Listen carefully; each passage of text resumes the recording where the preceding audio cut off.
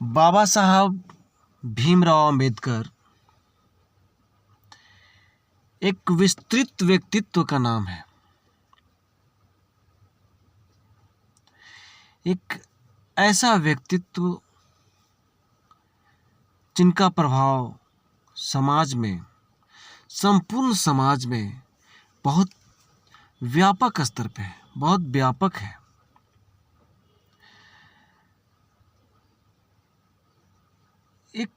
एक ऐसा समाज जो कई तरह के भेदों में, मतभेदों में, भेदभावों में बटा हुआ था, जकड़ा हुआ था।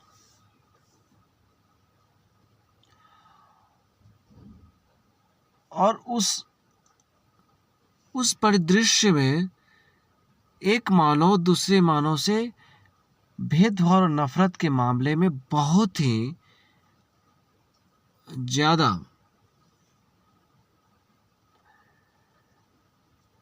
भाव रखता था।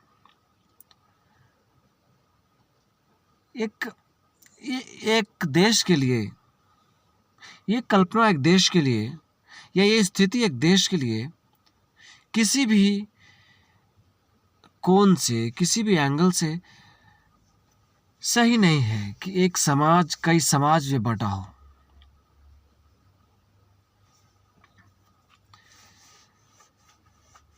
बाकी देश, दुनिया के देशों को देखें तो वहाँ भेदभाव हैं, लेकिन जो मुख्य भेदभाव है वो आर्थिक स्तर पे है।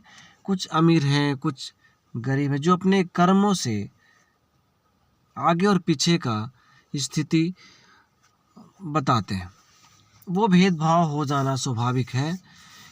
सब अपने अपने गुण और कर्म के अनुसार अपनी सफलता पाएं, तो उसमें कोई, उस रेस में कोई आगे और पीछे हो जाए और उनके बीच एक गैप हो जाए, ये बहुत स्वाभाविक है।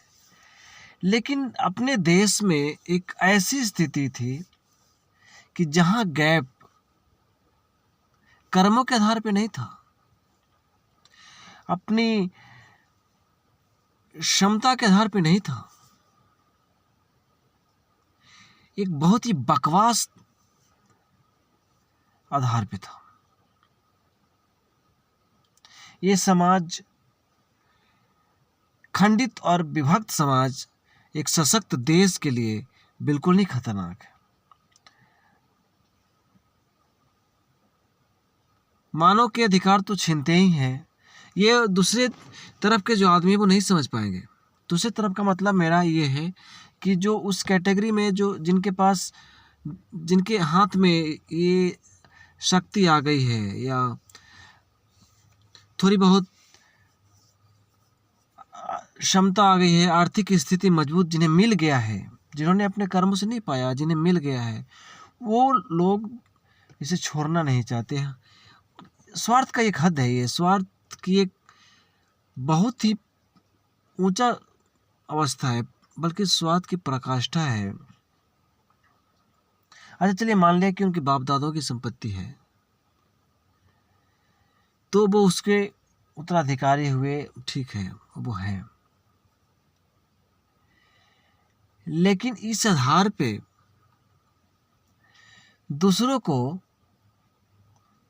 दूसरे से अपने आप को नफरत करना, दूसरे से अपने आप को अलग करना और उन्हें फिर सताना, ये इस समाज की सबसे बड़ी बुराई है कि फिर दूसरे तरफ के जो आदमी है, जो उस तबके से अलग हो गए, जो पीछे रह गए, वो पीछे रह गए। अब बात यह है कि उनके पास जो सत्ता आया, ये सत्ता हथियाया हो सकता है, यह शक्ति है। और जब किसी को एक राइफल दे दो और फिर वो राइफल उसके पास है और वो कहे कि मेरा ही है, दूसरे को मारने लगे, तो ये स्थिति विभत्स स्थिति है। बाबा साहब अम्बेडकर इसके शिकार हुए। उन्होंने इससे देखा नहीं, इसके शिकार बहुत बखूबी से हुए। और एक अकेला मानव इस करोड़ों की मानसिक धारा को, एक करोड़ों की मानसिक शक्ति को,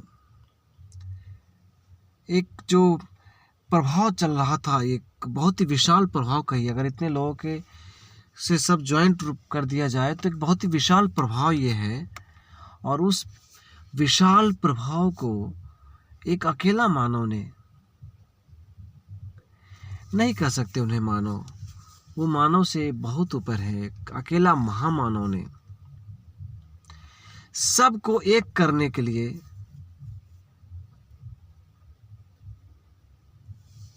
बहुत ही उच्च काम किया।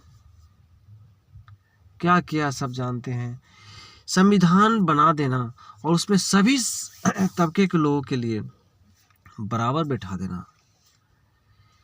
एक जहाँ की करोड़ों में लोग नीचे हैं और जहाँ में कुछ लोग बहुत ऊपर हैं, उन सबको एक लय में लाना, ये बहुत बड़ा कार्य है। उन्होंने समाज की कई कृतियों को बहुत अध्ययन किया। लोग कहते हैं कितनी किताब पढ़े, वो सबसे पढ़े लिखे लोग हैं, तो बहुत सुनने मिल जाता।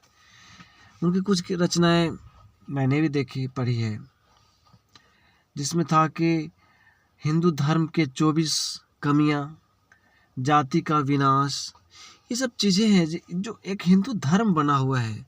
ये धर्म ऐसा लगता है जैसे सताने वाला धर्म है।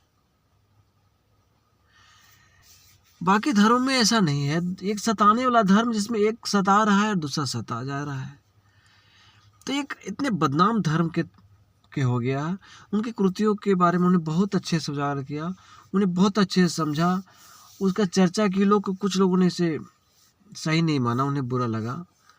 लेकिन अगर एक सच्चे समाज सुधारक जो ईमानदारी से देखता हो समाज को,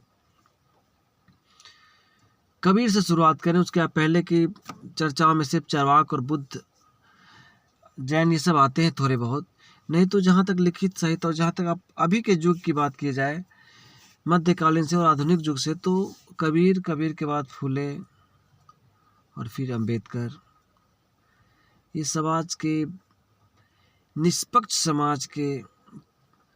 निष्पक्ष रूप से चलने वाले सबसे बड़े महामानव हैं। बाबा साहब ने एक दब कुचले आदमियों को, जिन्हें न रहने का अधिकार था, न पानी पीने का, न खाने पीने का अधिकार था, उस व्यक्ति को भी उठाकर उन्होंने वहाँ उठा दिया जहाँ एक चमकता सितारा था, जहाँ दूसरे तबके के लोग राज कर रहे थे। अगर सच्चे मानव में कोई भगवान तारनहार बन के आया हो, या भगवान की बात तो कंसेप्ट छोड़ ही दीजिए, क्या है, कोई एक व्यक्ति जो मनुष्य को तारनहार करने के लिए आया, तो बाकी विष्णु के अवतारों के बारे में तो कल किसी ने कुछ फील नहीं किया, अनुभव नहीं किया। अभी जो मनुष्य है सब सुनी सुनाई बातें हैं, लेकिन ये अवतार सारे भगवान और लोगों के अवतार से बहुत ऊपर है, जिसने सबका कल्याण किया। एक सच्चे राष्ट्र का निर्माता बने, सच्चे समाज के निर्माता बने, उस महापुरुष को कितना नमन किया जाए।